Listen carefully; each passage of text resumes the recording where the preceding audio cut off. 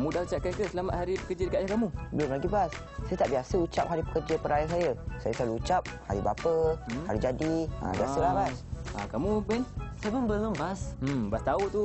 Kawan-kawan kita dekat rumah tu pun ada yang tak biasa mengucapkan selamat hari pekerja kepada ibu bapa mereka yang bekerja. Jadi ambillah kesempatan ini untuk mengucapkan selamat hari pekerja kepada ibu bapa kawan-kawan yang sedang berehat tu dan jadikannya satu amalan. Ingat pesan tu, kawan-kawan. Seperti biasa, di penghujungan rancangan ni ada soalan kuis. Pasti ada soalan kuisnya. Saksikan. Soalan kuis hari ini. Apakah topik yang diketengahkan oleh Abang Azim dalam segmen Cegah at Kids On 2 hari ini? Apakah rasa buah belimbing buluh seperti yang diterangkan oleh Abang Kahar dalam segmen Fruits at Kids On 2 hari ini? Jawab soalan-soalannya dengan betul dan menangi hadiah yang disediakan. Pastinya ada hadiahnya.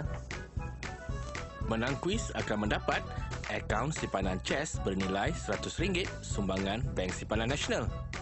Satu set hamper buku kanak-kanak bernilai RM50 sumbangan Grup Buku Karang Kraft Sdn Bhd.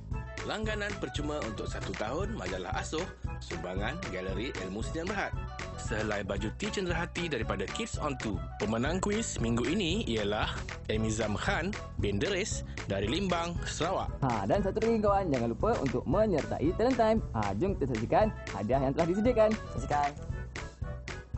Tema bulan Mei dan Jun ialah karangan 100 perkataan, puisi atau sajak mengenai ayah atau ibu tercinta. 3 pengirim video yang terbaik akan menerima hadiah pakej percutian keluarga 3 hari 2 malam untuk 4 orang berupa penginapan di Awana Genting Highlands Golf and Country Resort beserta 1 kali bufet makan malam dan tiket Taman Tema Genting. Sumbangan Genting Malaysia Berhad. Bagi penyertaan Talent Time pula, hantar ke Facebook kami, type Buzz jarak Kids On 2.